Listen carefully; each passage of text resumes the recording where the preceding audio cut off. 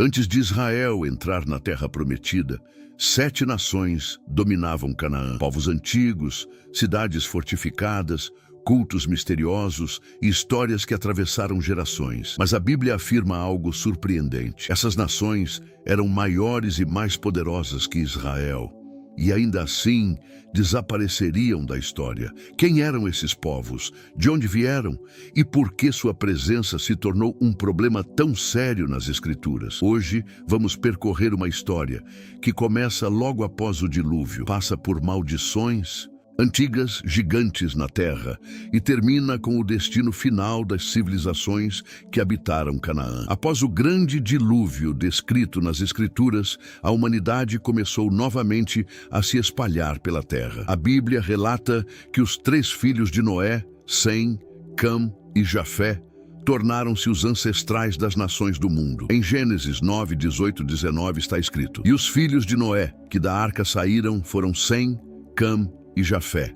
E Cam é o pai de Canaã. Estes 3 foram os filhos de Noé, e destes se povoou toda a terra." Entre esses descendentes surge um nome que se tornaria central para a história bíblica: Canaã. Ele era filho de Cam, e sua linhagem se estabeleceria em uma região fértil e estratégica do antigo Oriente Próximo. Essa terra ficaria conhecida exatamente pelo seu nome: a terra de Canaã. Durante séculos, essa região se tornaria um ponto de encontro de rotas comerciais, culturas e civilizações. Cidades fortificadas começaram a surgir, povos distintos desenvolveram seus costumes e religiões e, gradualmente, uma complexa rede de reinos se formou. O que começa como uma simples genealogia em Gênesis, logo se transforma em um capítulo importante da história humana, pois os descendentes de Canaã não seriam apenas mais um povo entre tantos outros.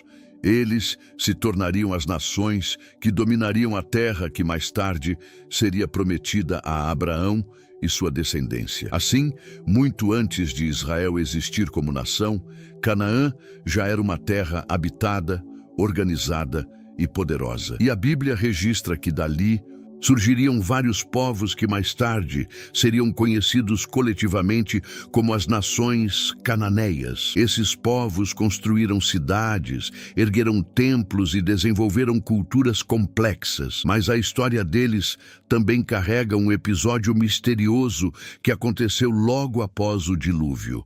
Um episódio que resultaria em uma das declarações mais enigmáticas de toda a Bíblia: a maldição de Canaã. Algum tempo após o dilúvio, quando a terra começava novamente a ser habitada, um episódio estranho e enigmático aconteceu dentro da própria família de Noé. O livro de Gênesis relata que Noé plantou uma vinha, produziu vinho e acabou embriagado dentro de sua tenda. Em Gênesis 9, 21-23, está escrito: "E bebeu do vinho, e embriagou-se, e descobriu-se no meio de sua tenda.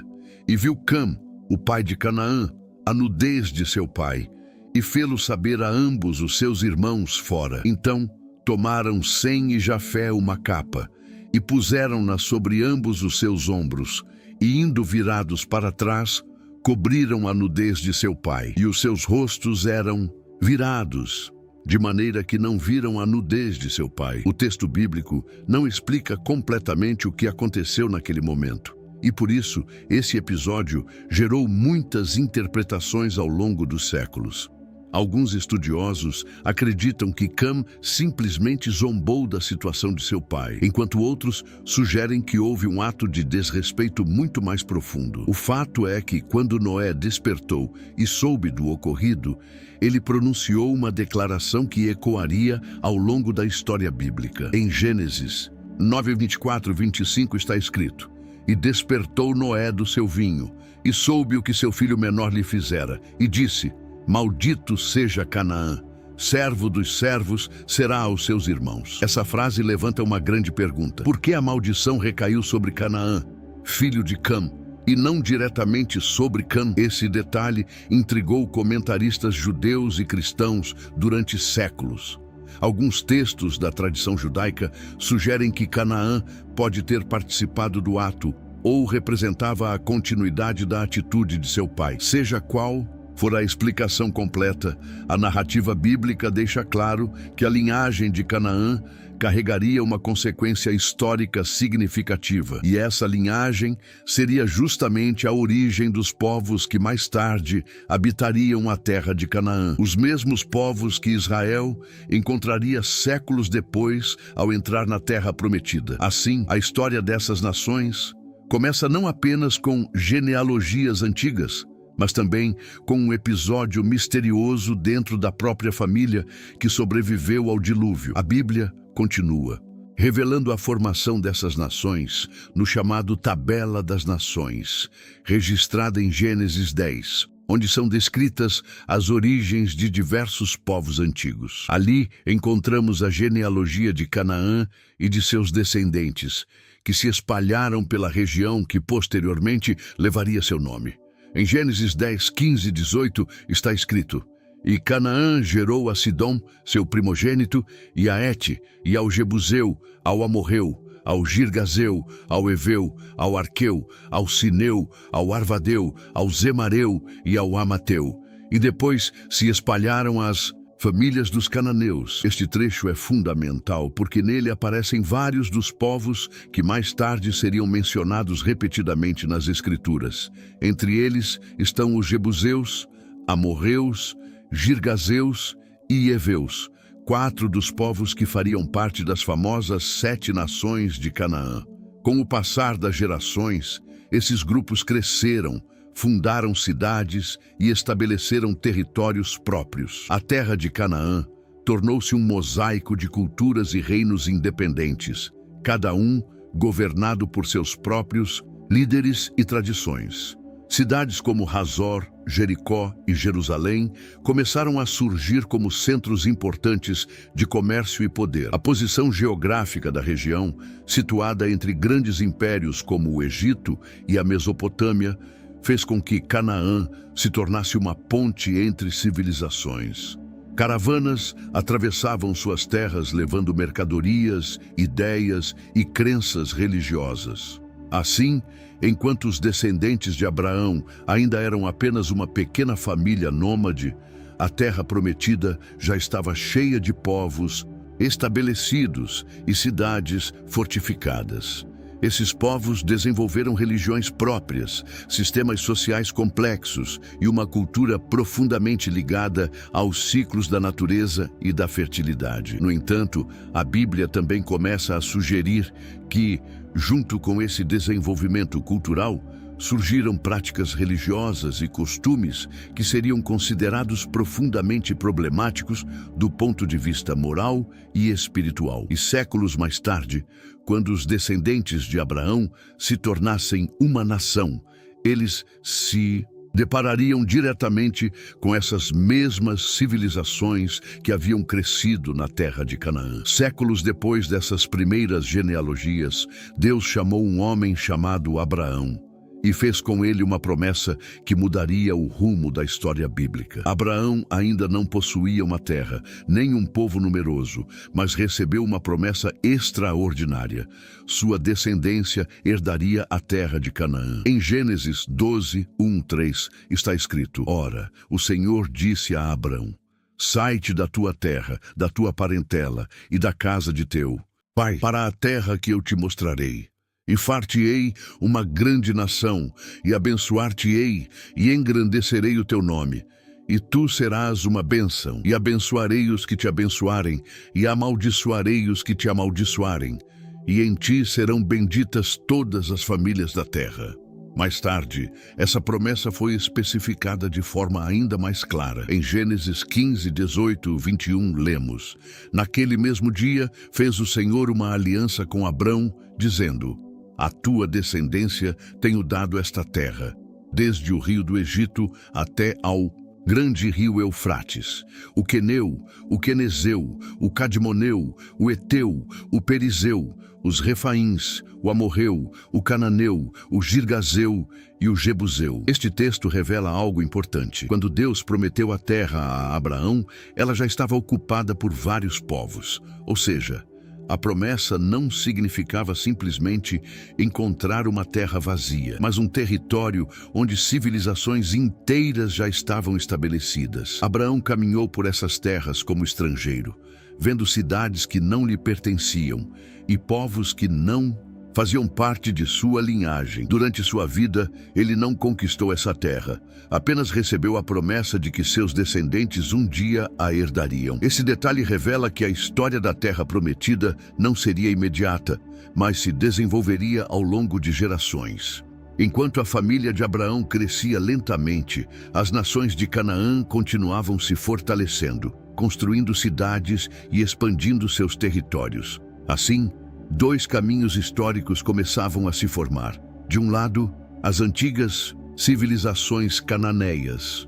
Do outro, a pequena linhagem que um dia se tornaria o povo de Israel. Essas duas histórias acabariam inevitavelmente se encontrando séculos mais tarde. E quando isso acontecesse, surgiria um dos capítulos mais intensos e debatidos de toda a narrativa bíblica. Mesmo com a promessa feita a Abraão, a Bíblia revela um detalhe muito importante. A conquista da terra não aconteceria imediatamente. Havia um tempo determinado para que isso ocorresse. Em Gênesis 15, 13, 16, Deus explica algo surpreendente a Abraão. Então disse a Abraão: sabe de certo que peregrina será a tua descendência em terra que não é sua, e servi-los-ão e afligi-los-ão 400 anos. Mas também eu julgarei a nação a qual servirão, e depois sairão com grande fazenda. E tu irás a teus pais em paz. Em boa velhice serás sepultado, e a quarta geração tornará para cá, porque a medida da iniquidade dos amorreus não está ainda cheia. Essa frase é profundamente intrigante. Deus afirma que a descendência de Abraão só retornaria àquela terra muitos séculos depois, porque ainda não havia chegado o momento em que a iniquidade dos amorreus estaria completa. Isso sugere que o julgamento dessas nações não seria arbitrário ou imediato, mas resultado de um processo histórico e moral que se desenvolveria ao longo do tempo. Enquanto os descendentes de Abraão desceriam ao Egito e ali permaneceriam por gerações, as nações de Canaã continuariam vivendo e se desenvolvendo em sua terra. Suas cidades cresceriam, seus cultos religiosos se fortaleceriam, e suas práticas culturais se tornariam cada vez mais enraizadas.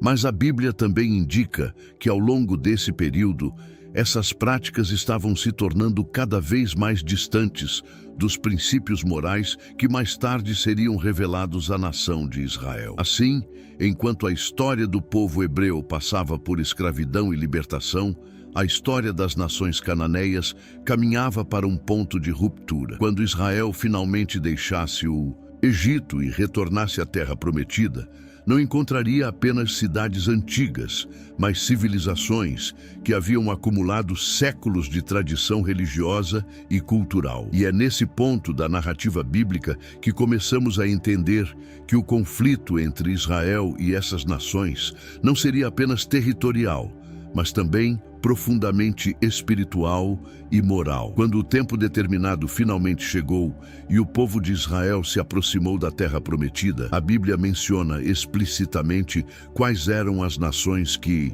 dominavam aquela região.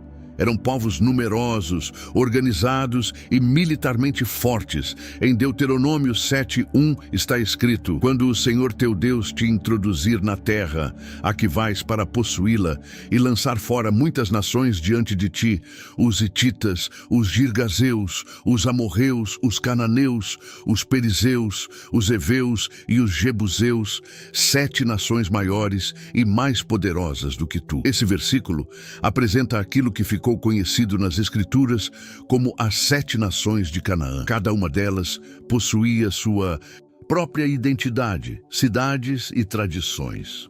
Os cananeus eram talvez os mais conhecidos e dominavam principalmente as regiões costeiras e comerciais. Os hititas, por sua vez, estavam ligados a um antigo e poderoso império que havia se espalhado por partes do Oriente Próximo. Os amorreus eram conhecidos como guerreiros e governavam várias cidades importantes nas regiões montanhosas. Os perizeus viviam em aldeias e regiões rurais espalhadas pela terra. Já os heveus estavam associados a cidades como Gibeão e outras localidades importantes.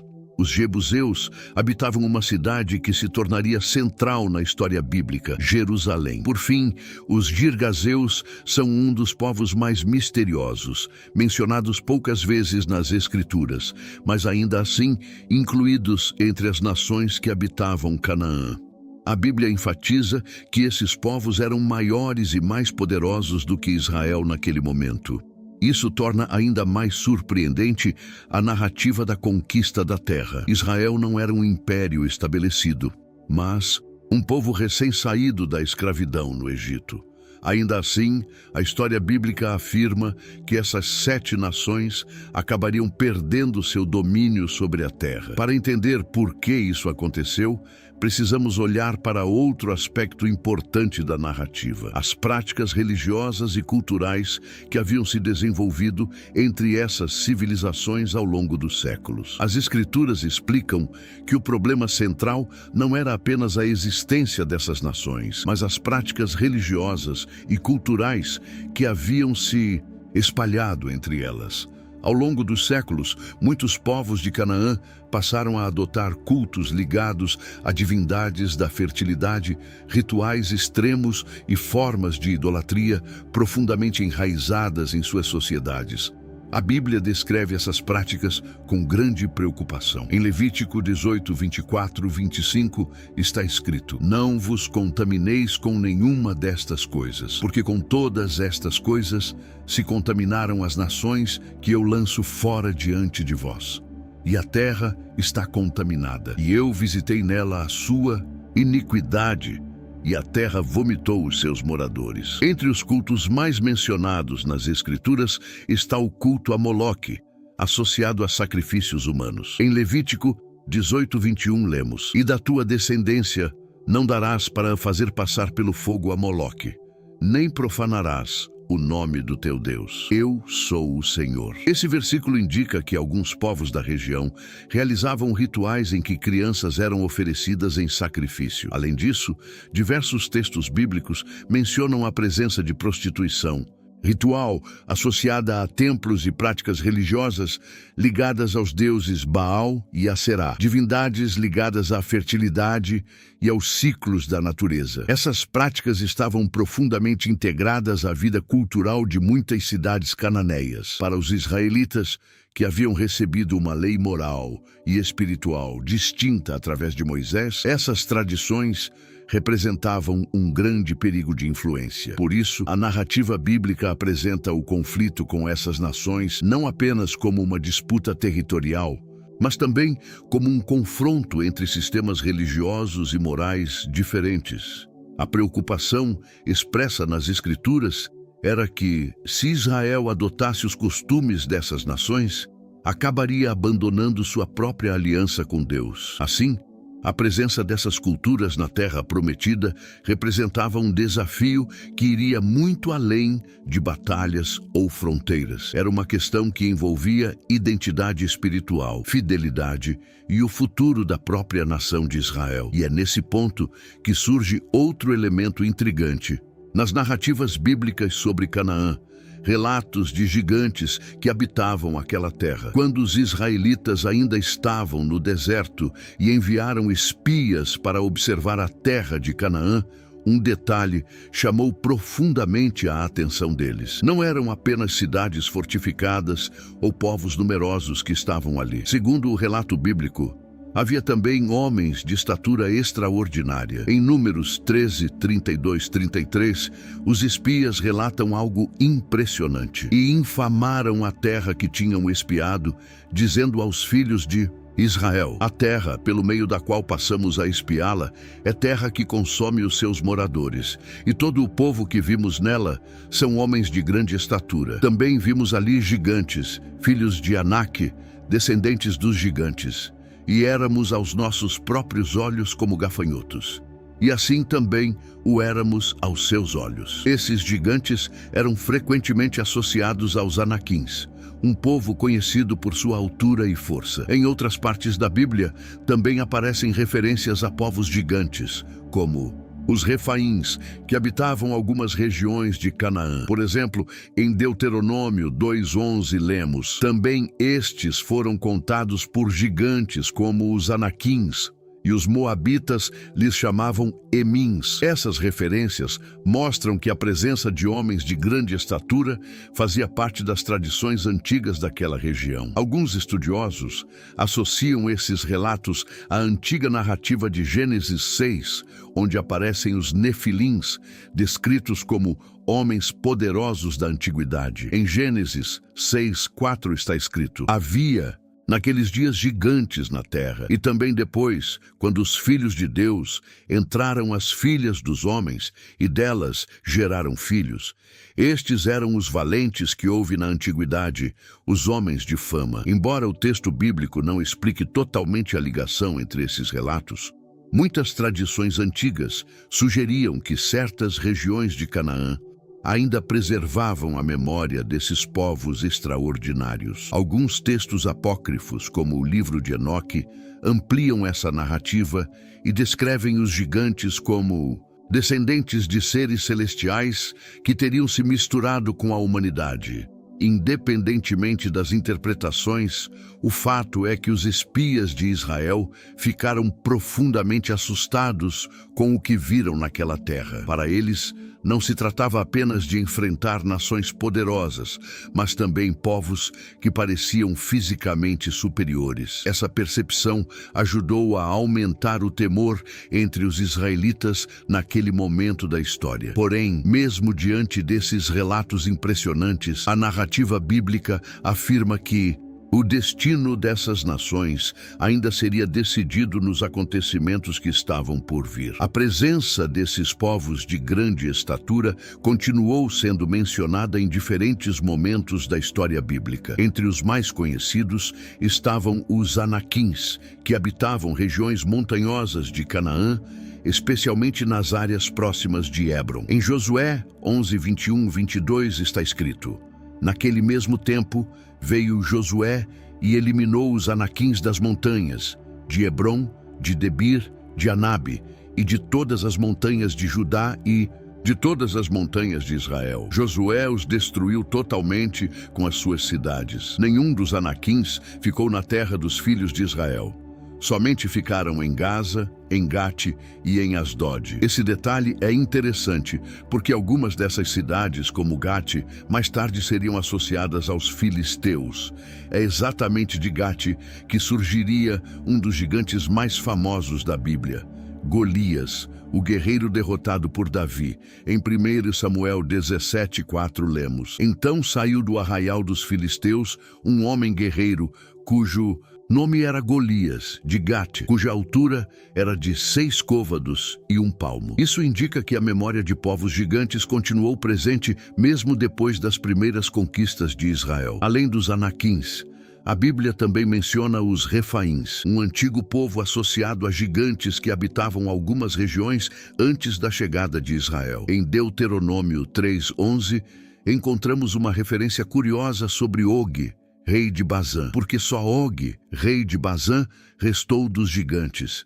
Eis que a sua cama, uma cama de ferro, não está ela em Rabá dos filhos de Amon? 9 côvados é o seu comprimento e 4 côvados a sua largura, segundo o côvado de homem. Esses relatos mostram que as tradições sobre gigantes não eram apenas histórias isoladas, mas faziam parte da memória coletiva dos povos da região. Alguns estudiosos acreditam que esses relatos podem refletir antigos clãs guerreiros, conhecidos por sua grande estatura ou força. Outros veem nessas narrativas ecos de tradições ainda mais antigas preservadas nas culturas do Oriente Próximo.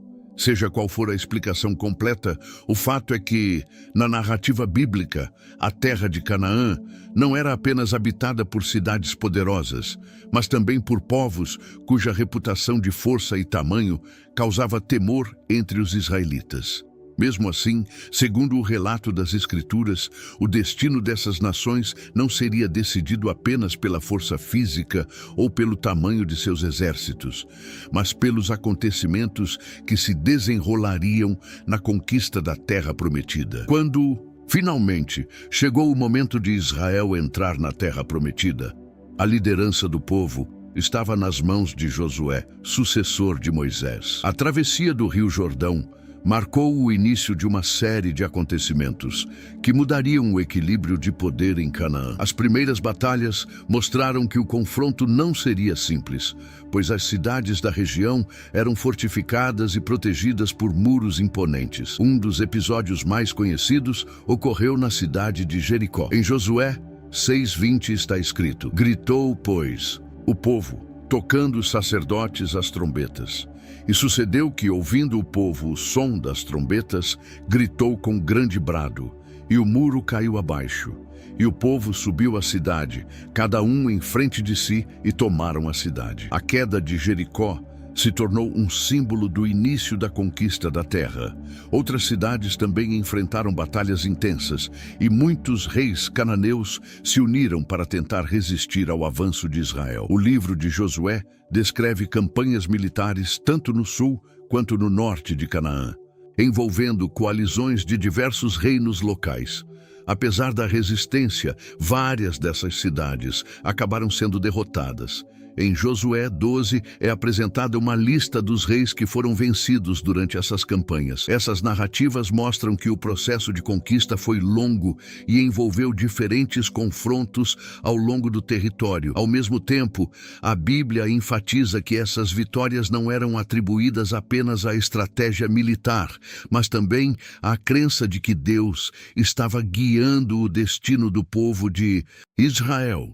Assim, pouco a pouco, o domínio das antigas nações cananeias começou a enfraquecer em várias regiões da terra. No entanto, a própria Bíblia também registra que a conquista não foi completa. Mesmo após muitas batalhas, vários povos continuaram habitando partes do território. Esse detalhe teria consequências profundas para a história posterior de Israel. Apesar das vitórias iniciais descritas no livro de Josué, a Bíblia deixa claro que muitas dessas nações não foram completamente expulsas da terra. Quando a narrativa avança para o livro de Juízes, encontramos repetidas menções de que diversas tribos de Israel permitiram que povos cananeus continuassem vivendo entre eles. Em Juízes 1, 27 e 29 está escrito: "E Manassés não expulsou os habitantes de Bet-Seã, nem os de suas aldeias, nem os de Taanaque e de suas aldeias, nem os moradores de Dor e de suas aldeias, nem os habitantes de Ibleã e de suas aldeias, nem os moradores de Megido e de suas aldeias. Porém, os cananeus quiseram habitar naquela terra." E sucedeu que, quando Israel se tornou mais forte, fez dos cananeus tributários, porém não os expulsou de todo. Tampouco Efraim expulsou os cananeus que habitavam em Gezer. Antes, os cananeus habitaram no meio deles, em Gezer. Esse trecho revela um detalhe importante. Em vez de expulsar completamente esses povos, algumas tribos preferiram mantê-los na terra como trabalhadores ou tributários. No início, isso parecia uma solução prática e até vantajosa. No entanto, essa convivência acabou trazendo consequências inesperadas.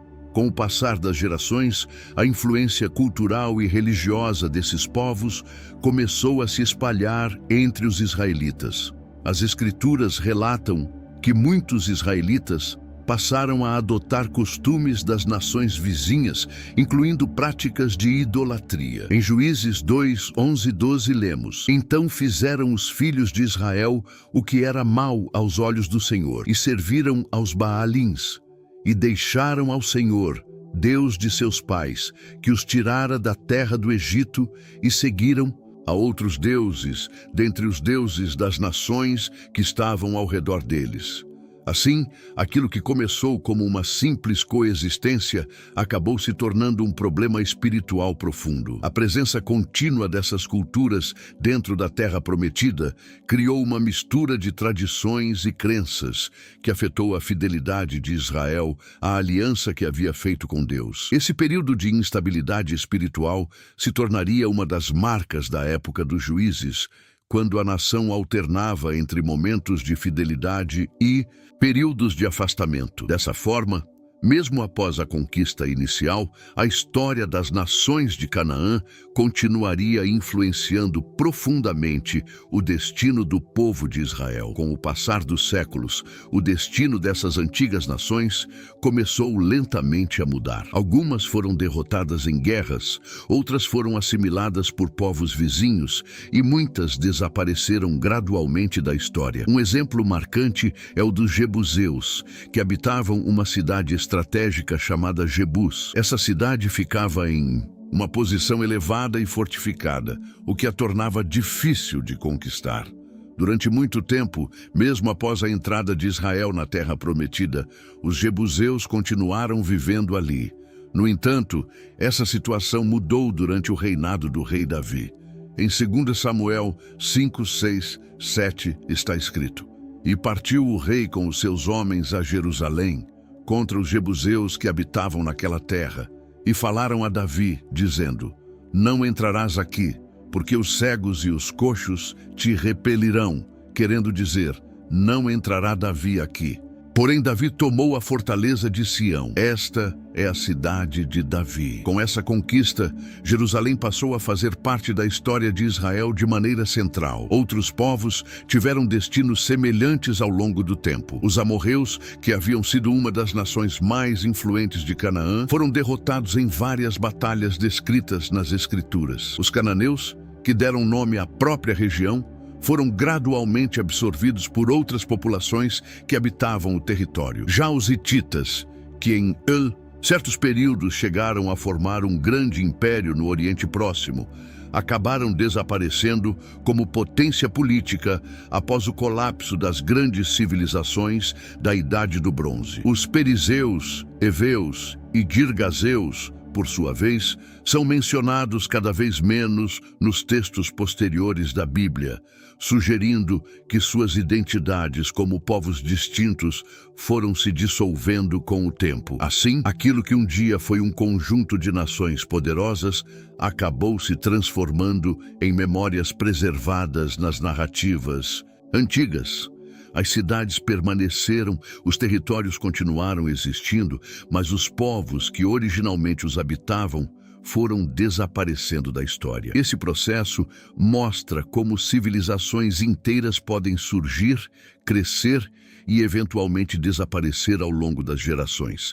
E ainda assim, as histórias desses povos permaneceram registradas nas Escrituras, preservando a memória de um tempo em que Canaã era habitada por muitas nações diferentes. Curiosamente, algumas tradições antigas preservadas fora do cânon bíblico também tentaram explicar a origem da corrupção que teria se espalhado entre os povos antigos da terra. Um dos textos mais conhecidos nesse sentido é o livro de Enoque, um escrito judaico antigo que não faz parte da maioria das Bíblias canônicas, mas que era conhecido em várias comunidades do mundo antigo.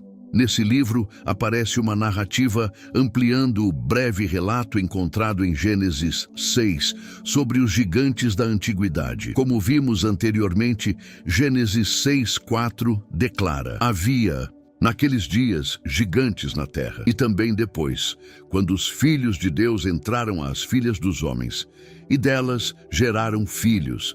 Estes eram os valentes que houve na antiguidade, os homens de fama." O livro de Enoque, especialmente nos capítulos iniciais, descreve a história de certos seres chamados vigilantes, que teriam descido à terra e ensinado aos homens diversos conhecimentos. Entre esses ensinamentos estariam práticas ligadas à guerra, feitiçaria, metalurgia avançada e outros costumes, que, segundo a narrativa, contribuíram para a corrupção da humanidade. O texto também associa esses acontecimentos ao surgimento dos gigantes, descritos como seres de grande força que dominavam e oprimiam os homens. Embora essas descrições sejam muito mais detalhadas do que o relato bíblico, elas mostram como antigas tradições tentavam compreender a origem da violência e da decadência moral no mundo antigo. Alguns estudiosos acreditam que essas histórias refletem a memória cultural de tempos muito antigos, preservada em diferentes formas literárias. Independentemente de como se interpretem esses textos, é interessante notar que muitas dessas tradições conectavam a presença de gigantes e a corrupção das sociedades antigas com a história de regiões como Canaã.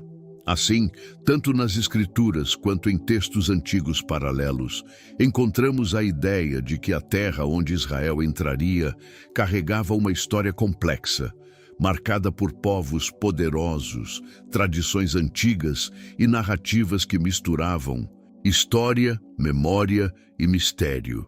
Essas camadas de tradição ajudam a entender por que a terra de Canaã ocupa um lugar tão central nas narrativas bíblicas e por que sua história continua despertando curiosidade até hoje. Ao observar toda essa história em conjunto, percebemos que o desaparecimento das nações de Canaã não foi um evento único ou instantâneo, mas um processo que se desenrolou ao longo de muitos séculos. Algumas cidades foram conquistadas em batalhas registradas na Bíblia. Outras mudaram de domínio com o passar do tempo, e muitas culturas acabaram sendo absorvidas por povos vizinhos. Esse tipo de transformação não era incomum no mundo antigo. Civilizações surgiam, cresciam, entravam em conflito e eventualmente desapareciam ou se misturavam com outras culturas.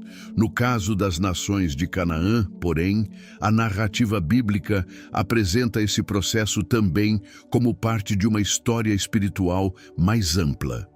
Em vários momentos das Escrituras aparece a ideia de que a permanência de um povo em determinada terra estava ligada não apenas à sua força militar, mas também as escolhas morais e espirituais que faziam ao longo do tempo. Um exemplo disso aparece em Deuteronômio 9:4-5, onde Moisés adverte o povo de Israel dizendo: "Quando, pois, o Senhor teu Deus os lançar fora de diante de ti, não fales no teu coração, dizendo: por causa da minha justiça, o Senhor me trouxe a esta terra para possuí-la, porque pela impiedade destas nações, o Senhor as lança fora de diante de ti. Não é por causa da tua justiça, nem pela retidão do teu coração, que entras a possuir a sua terra, mas pela impiedade destas nações, o Senhor teu Deus as lança fora de diante de ti."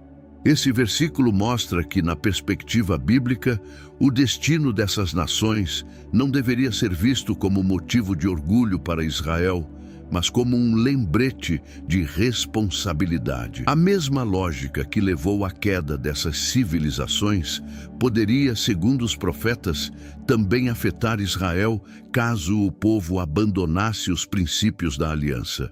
Assim, a história das nações de Canaã se torna não apenas um relato do passado, mas também uma advertência sobre como escolhas coletivas podem influenciar o destino de sociedades inteiras ao longo das gerações. Ao final da narrativa bíblica, aquilo que um dia foi um conjunto de povos poderosos acaba se tornando parte da memória histórica preservada nas Escrituras. As 7 nações de Canaã, cananeus, hititas, amorreus, perizeus, heveus, jebuseus e girgazeus, dominaram a terra por muitos séculos. Construíram cidades e desenvolveram culturas complexas. Algumas dessas cidades continuaram existindo por milhares de anos, mudando de governantes e populações ao longo da história. Jerusalém, por exemplo, que começou como uma cidade jebuseia, tornaria-se posteriormente o centro político e espiritual de Israel. Outras regiões de Canaã também permaneceriam habitadas por diferentes povos ao longo dos séculos seguintes, passando pelo domínio de impérios como o assírio, o babilônico, o persa, o grego e o romano. No entanto, os povos que originalmente formavam as 7 nações mencionadas nas Escrituras acabaram desaparecendo como identidades distintas. Suas tradições se dissolveram com o tempo, seus reinos deixaram de existir e seus nomes permaneceram principalmente nos textos antigos. Esse fenômeno não é incomum na história humana. Muitas civilizações que um dia pareceram permanentes acabaram desaparecendo ou sendo absorvidas por outras culturas. A narrativa bíblica preserva a memória dessas nações não apenas como um registro histórico, mas também como parte de uma história maior sobre promessas, alianças e o destino das sociedades humanas. Assim, aquilo que começou com uma genealogia após o dilúvio passou por maldições antigas, histórias de gigantes e grandes batalhas, termina como um capítulo fascinante da história antiga do Oriente Próximo. E mesmo hoje, milhares de anos depois, essas narrativas continuam despertando perguntas sobre o passado, sobre a natureza das civilizações e sobre os caminhos que levam povos inteiros a surgirem, prosperarem e eventualmente desaparecerem. A história das 7 nações de Canaã revela muito mais do que antigas guerras ou povos esquecidos. Ela nos convida a refletir sobre como civilizações surgem, como culturas moldam sociedades e como escolhas espirituais e morais podem influenciar o destino de gerações inteiras. E agora eu quero saber a sua opinião. Você já conhecia a história dessas nações e sua ligação com os gigantes mencionados na Bíblia? Deixe seu comentário aqui embaixo, porque a sua participação ajuda a enriquecer essa conversa. Se você gostou deste conteúdo, não esqueça de curtir o vídeo, se inscrever no canal Virtude em Verso e ativar as notificações, pois todos os dias trazemos novas histórias, curiosidades e reflexões profundas sobre a Bíblia. Muito obrigado por assistir e que Deus abençoe a sua vida.